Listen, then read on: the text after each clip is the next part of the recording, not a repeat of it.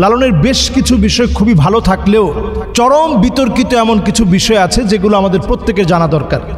এবছর বাংলাদেশে নতুন করে লালনের মৃত্যুবার্ষিকীকে খুব ঘটা করে পালন করা হবে বলে ঘোষণা করা হয়েছে। আসলে লালনের বিষয়টা এটা আমরা অনেকেই জানি না। লালন এমন একজন ব্যক্তি, তাকে অনেকে সাধক বলে মনে করে, অনেক বড় গবেষক বলে অনেকে মনে করে। লালনের বেশ কিছু বিষয় খুবই ভালো থাকলেও চরম বিতর্কিত এমন কিছু বিষয় আছে যেগুলো আমাদের প্রত্যেকের জানা দরকার। যেমন লালনের এমন কিছু বিষয় আছে যে বিষয়গুলো আপনাকে কুফরির দিকে নিয়ে যাবে। মানুষ হলো মানুষে দেখা যায়, এটা তার যে অর্থ সে বোঝাতে চেয়েছে।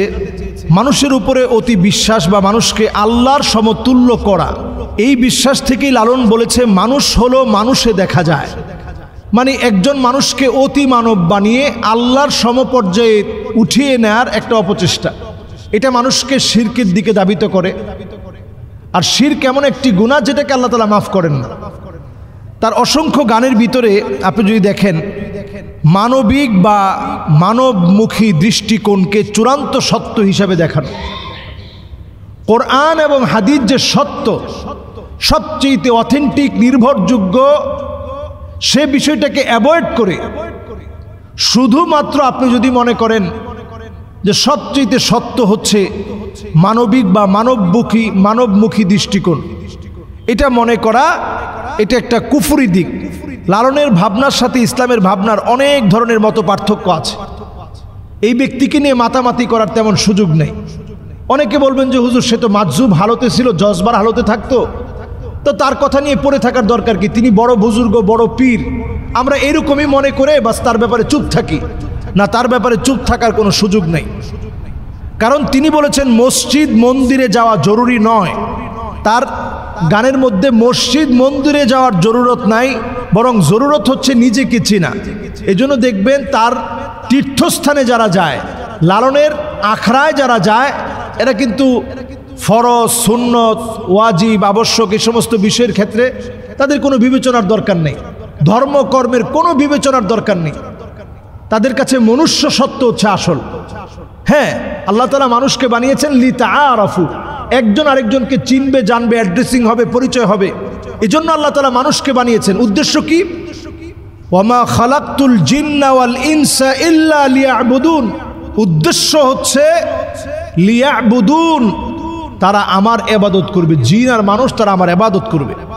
তো এইরকম আরো অনেকগুলো দিক যদি আমরা দেখি, মানবকে সর্বোচ্চ বলে মনে করে মানুষ তার অনুগামী, এমনকি মানুষকে আল্লাহর সমতুল্য মানা, এই সমস্ত বিষয় তার বিভিন্ন গানের মধ্যে ফুটে ওঠে। রীতিনীতিতে অপ্রয়োজনীয় অনেক বিষয় আছে। বিবাহ শাদীর কোনো বালাই নেই, এ জাতীয় বিষয়, এগুলো শরীয়ত কোনোভাবেই সমর্থন করে না। শরীয়তের বিষয়গুলো খুবই স্পষ্ট। আল্লাহ তাআলা এই জন্য ইসলামকে এমন একটা ধর্ম বানিয়েছেন, আল ইয়াউমা আকমালতু লাকুম দীনাকুম ওয়া আতমামতু আলাইকুম নি'মাতি ওয়া রাদিতু লাকুমুল ইসলাম দীনা। এই ধর্মের উপর আল্লাহ তাআলা সন্তুষ্ট হয়ে গেছেন। কাজে এখানে অপূর্ণতার কোনো কিছু নেই যে লালন এসে ওইটাকে পূর্ণ করতে হবে, এমন কোনো বিষয় ইসলামে নেই। ইসলাম এক সুন্দর ধর্মের নাম। আল্লাহ তাআলা যে ধর্মকে আল্লাহ তাআলা মনোনীত করেছেন, যে ধর্মের সকল বিষয়ের দায়িত্ব আমার আল্লাহ রাব্বুল আলামিনের, কাজী এই ধর্মকে কলঙ্কিত করে এমন কোনো রীতিনীতি, এগুলো আমাদের রীতিনীতি হতে পারে না।